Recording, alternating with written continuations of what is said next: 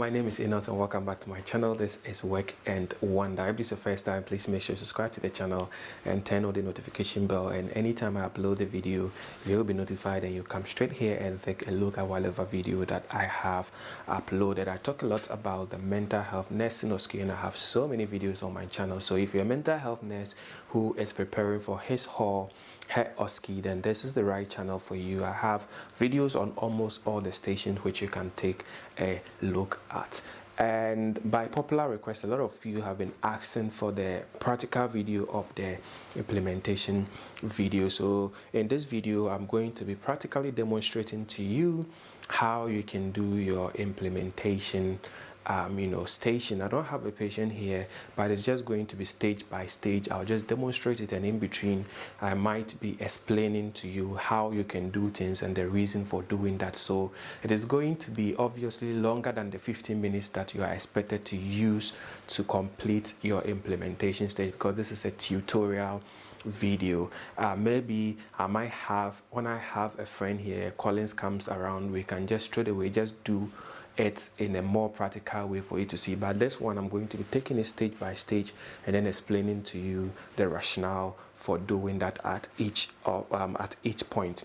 First of all, a lot of people have been saying that they kind of spend a lot of time to read the scenario or the prescription administration chart, and then they end up spending about 10 or 6 or 7 minutes, and then they are not able to complete the process. I'll also be showing you exactly how to read your prescription administration chart very fast, and then you are able to meet up with the time that you're supposed to use to finish your implementation station. For this particular demonstration, I have some things that I'll be using. Of course, I have the medications here. I have 3 medications here which are in boxes. In real exam situation, they can either come in boxes like this in the original boxes, or they can either come in bottles with the names on them. And then I also have these pots that I'll be using. These are the pots that usually they pop the medications in, and then you give it to the patient to take. Then I have water here as well, that a glass of water that you have to offer the patient. And then with this station, usually you'll be required to wear PPE. So I have my apron here, and I also have a box of gloves here which I'll be putting on for the demonstration of this station, which is the implementation. First of all, let's take a look at our scenario and then we'll commence the station. So the scenario first has the candidate paperwork and then briefing, where you have candidate name here where you have to put your name, and then the scenario itself says that Enosh has been on the acute mental health ward for the past 2 months now.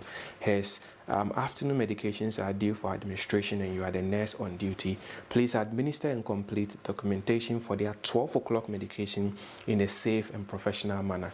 So usually with the scenario, what you are looking out for is whether it's a community-based scenario or it's an admission-based or a hospital-based. Clearly you can see that this is an admission-based or a hospital-based scenario. So Enosh is as the patient here, and then you are a nurse on the ward and you're supposed to administer their medication. And here there are 2 things. The first thing is which setting that you are, and the second thing is the time, because the time is basically going to tell you that the medications that you'll be administering or the medications that are due.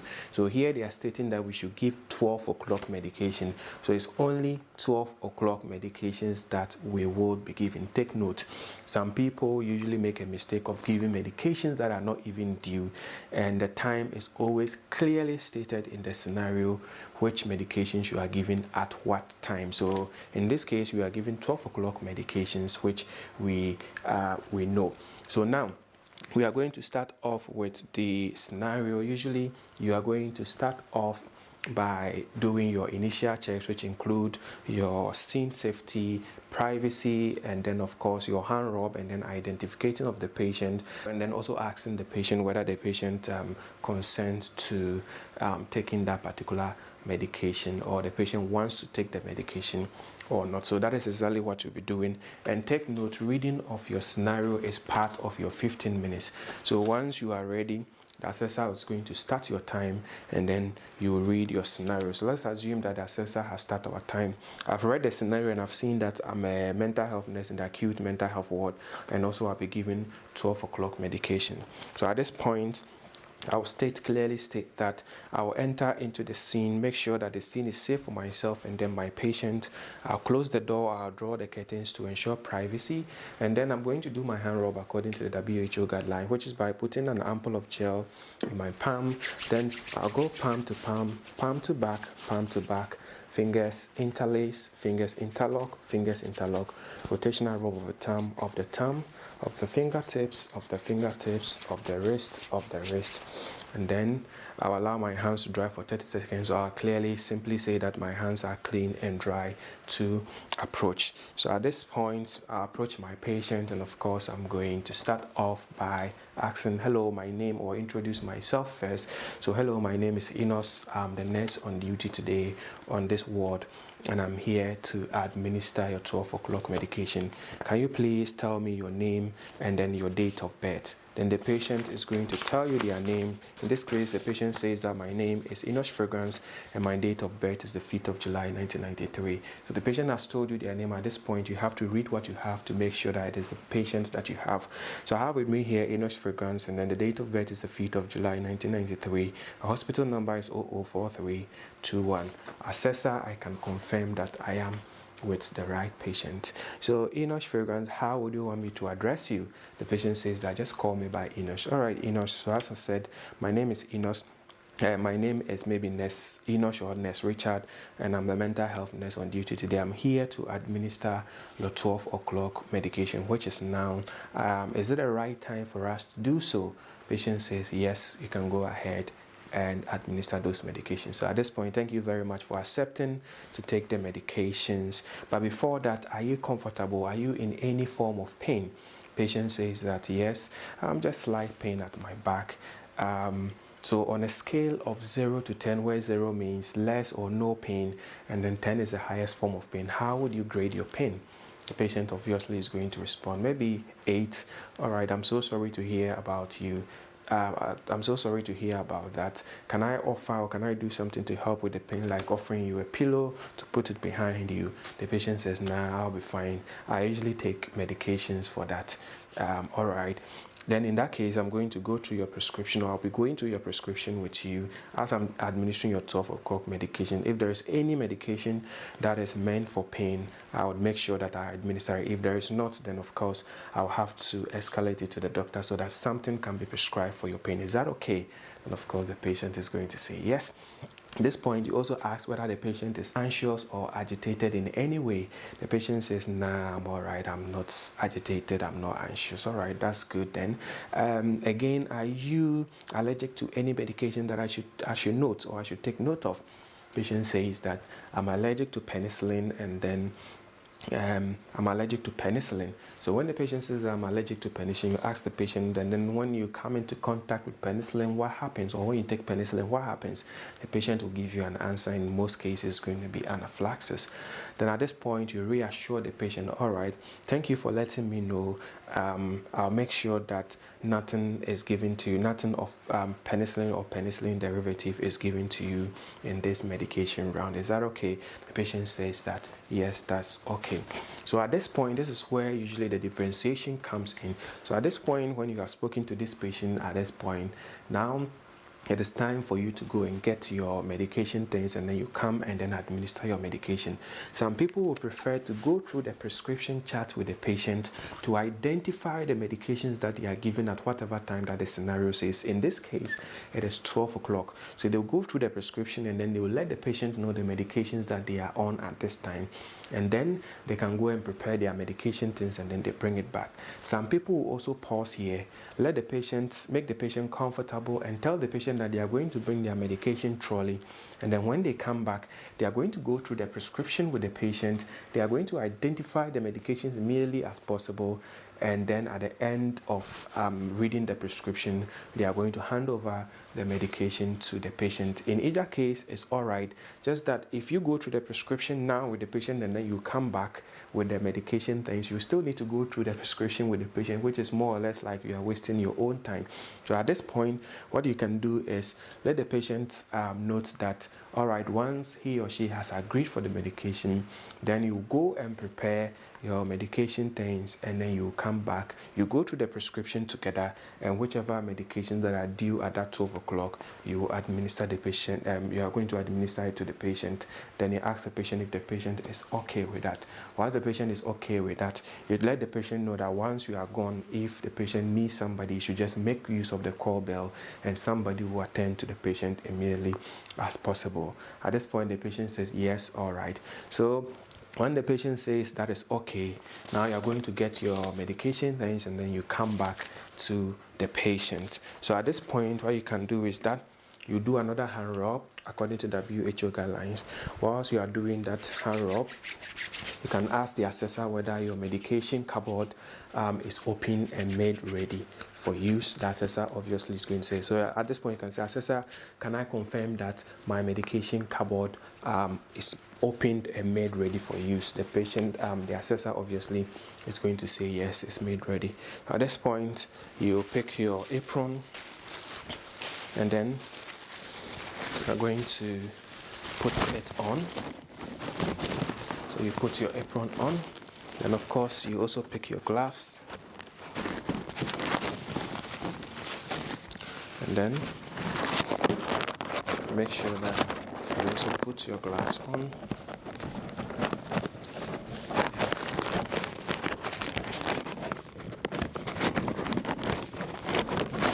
So you have to make sure that you do it very quickly, because if you don't do it quickly, then you're basically wasting a lot of time. And remember that it's just a 15 minute station. So once you're done with it, at this point you have your medication trolley, and you push it back to the patient. When you come back, hello, Enosh, I'm back. Are you still happy for us to continue with this medication administration? Enosh is simply going to say yes. At this point, a very important thing is to reconfirm the name of the patient. This part has failed a lot of candidates. This part has failed a lot of candidates because when they came straight away, they just started reading the questions. At this point, you can ask, please, can you tell me your name again and then your date of birth, so that I confirm that I am still with the right patient. So here, Enosh says that my name is Enosh Fragrance and my date of birth is the 5th July 1993. So at this point, you say that I still have with me here Enosh Fragrance and the date of birth is the 5th of July 1993. Assessor, I can confirm that I am still with the right patient. Alright, so this one you go straight. Enosh, I'm going to go through your prescription with you, and then we'll see the medications that you are on now at 12 o'clock, so that I administer those medications to you. Is that okay? At this point, your medication trolley is just standing by you. It is open. The medications are there.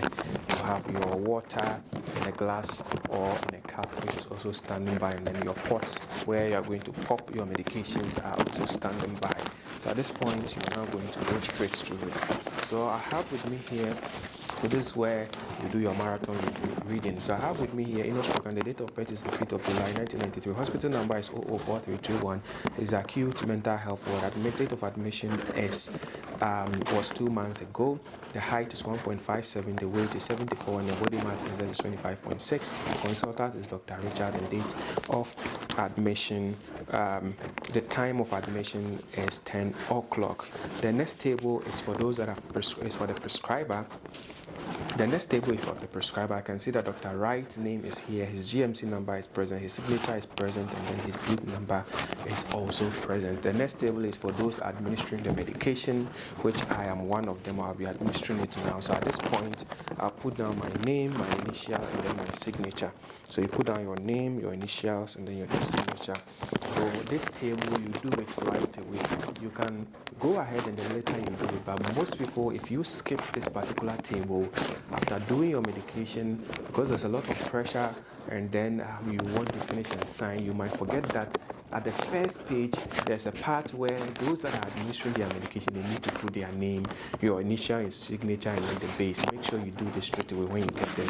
The next table, then you move on. The next table is for allergies. I can see that the penicillin which you said you are allergic to has been written here, and then the effect, which is anaphylaxis, is here. This has been confirmed by your Dr. Wright, whose signature and blip is present. The next table is for risk factors. I can see that none of the boxes have been checked, so there is no risk factors as far as this medication is concerned. I'll move on to the next sheet, which still remains for enosh fragrance. So each of the sheets that you go to, make sure the patient name remains on it. So I'll move on to the next sheet, which still remains for enosh fragrance, and I'll move on to the next table, which is for prescribed oxygen. I can see that you are not on any prescribed oxygen, so I'll move on to the next page. Moving on to the next page, I can see that this prescription still remains for enosh fragrance, and then the next table is for the codings. I'll make use of this code as and when I need to. Now I'll move on to the next page, which is for once only medication. The date is today. The drug is fluoxetine. The dosage is 50 milligrams, and then the route of administration is per oral. The instruction is an antidepressant. The time required is 12 o'clock, which is now. The prescriber's name, his signature, his bleep number is present, and the pharmacy check is also done. Therefore, this prescription is legible, is correct. I'm happy to administer this medication. So at this point, what you can do is you can stop, and then your medication cupboard is opened. So you pick out the medication, which is fluoxetine. So this is fluoxetine. It comes in 25 milligrams. The date of expiry is 2026, which means that it's not expired, it's intact. And then it's a per oral medication, and then it's for enosh fragrance. You are prescribed 50 milligrams, and then the instruction is an antidepressant. It is to be given now at 12 o'clock. Since it comes in 25 milligrams, I'll be popping 2 tablets out of this. So I pick the medication, I bring it out, and this is my pot which I pick. So I put 1 tablet, 2 tablets, which is 50 milligrams, for which you are prescribed. So I put the other blister back, and then I put this back into the cupboard, and then I'll continue reading. So I'll move on to the next sheet, which is for antidepressants, and this sheet still remains for enosh fragrance. The next table is for antibiotics, and I can see that flucloxacillin 500 milligrams has been prescribed, but then you are allergic to penicillin. Therefore, I am not, even though this medication is due my time now, I am not going to be administering it. I would code this particular medication because you are allergic to penicillin and you are not supposed to take penicillin. I'll also escalate this to your doctor for the right changes to be made, just to make sure that you are not giving anything that contains penicillin because you are allergic to it. Is that okay? Patient says yes. So you can see that I'm going to skip that one because the patient is allergic to penicillin, and I've explained the reason why I cannot give the patient the medication. I'll move on to the next table, which is for regular medication. The next medication that is due at 12 o'clock is sertraline, and then the drug is sertraline. The dosage is 100 milligrams. The route is per oral. The instruction for this medication is an antidepressant. It is due now at 12 o'clock. I can see that Dr. Wright's name is there. His signature and his bleep number is there. Pharmacy check has also been done, and meaning that this prescription is valid, is legible. I'm also happy to dispense this particular medication. So at this point, I'll pick the second medication. I've gone to the cupboard. This is sertraline. Sertraline, it comes in 50 milligrams, and you are prescribed 100 milligrams. It is a per oral medication. It is still in date, it's not expired. The instruction is an antidepressant, and it is due at 12 o'clock, and this medication is for you. Enosh fragrance is intact. I'm happy to dispense this medication. So at this point, this medication comes in 25 milligrams, and you are prescribed 100 milligrams, meaning that I'll be popping 4 of these medications in order to get the 100 milligrams, and then I'll be using a new pot. I won't put this in the other pot. So I'll pop, this is 1 to 50 milligrams, 75, 100 milligrams. So I have 4 tablets here, which is 100 milligrams of sertraline. So I'll put this here, and then I'll move on to read. So the next medication is metformin, but this medication is not due my time. So I'll move on to the next medication. The next regular medication is lithium carbonate, which is not due my time. So I'll also move on to this. I'll move on to the next table. The next sheet still remains for, the next prescription sheet still remains for enoshphd. And then the next drug is paracetamol, which is 1 gram. You have told me that you are in pain. The dosage you are prescribed is 1 gram, and then the instruction is if you are in pain, we should give it. Then it's a per oral medication. The doctor's blip number and his signature is also present, meaning that this prescription is legible, is valid, and I'm happy to administer it. So because you are in pain, Enosh, I'll also be giving you paracetamol, which has been prescribed. This is paracetamol from the medication cupboard. It comes in 500 milligrams. You are prescribed 1 gram. It is a per oral medication. It's expiring 2026, which means it's still in date. And then I'll be giving it at 12 o'clock. I'm happy to administer it. So I'm going to remove the medication. And then because it comes in 500 milligrams and you are prescribed 1 gram, I'll be popping 2 of the medication. So that is 1 medication. That is 2 medications. So I'll put this back in the box and I'll put it in the medication cupboard. Yes, so Enosh, the next medication, which is a PRN, is a lorazepam, but obviously you say you are not anxious and you are not agitated, so there's no need for me to give you this medication. And the next table is for all the medications that I have coded, which will be flucloxacillin, because you are allergic to that, which I'll do later. So that is all the medications that you are being prescribed, which is we have fluoxetine here, we have sertraline 100 milligrams, we have fluoxetine 50 milligrams, and then we have paracetamol 1 gram. Enosh, so these are your medications. Do you want to have all of them in one pot, or you want me to give them to you separately? Enosh will tell me he wants to have everything in one pot. So I'm going to now put everything in one pot, and then I have my glass of water here, which I'm going to give it to him. So Enosh, both the sertraline and the fluoxetine are antidepressant. That is to help with your depression. Of course, the paracetamol is also for pain. Are you still happy to take this medication? Enosh says yes. Do you want the water first, or you want the medication? And are you able to swallow? Enosh obviously say yes. He or she he's able to swallow. So I give Enosh the medication and then the water. Then Enosh swallows. After that, of course, he gives me back this. At this point, I'll tell Enosh that thank you very much for taking the medications. Now I will sign for the medications that I have given you. Is that okay? Enosh says yes. So I pick my pen and then my paper. I go to the fluoxetine, which I have given. I put my signature, then the date under that. I also go to the sertraline, which I have given. I also put my signature and then the date under it. Then I'm going to go to the flucloxacillin, which Enosh is allergic to, and then I'm going to put code number 10, and then I'll put the date under it. Then I'll go to the last page of the prescription where I need to recopy all the medications that I have coded, and then I go and put flucloxacillin there. I put the dosage, I put the time, then I put the reason: patient allergic to medication.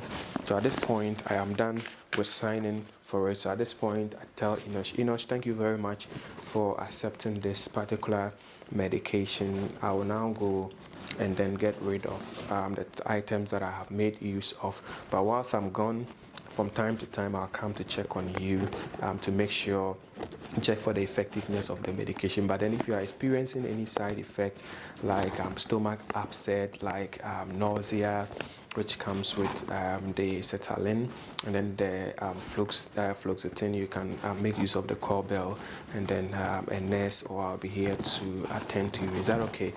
Says yes. Are you comfortable the way you are, or you need me to get a pillow or something for you? Says, oh, I'm fine. All right, thank you very much. And then at this point, I've signed for my documentations. I'm going to take my things back, which is the pots and then the water, and then the medications. I get rid of them, I basically push them back.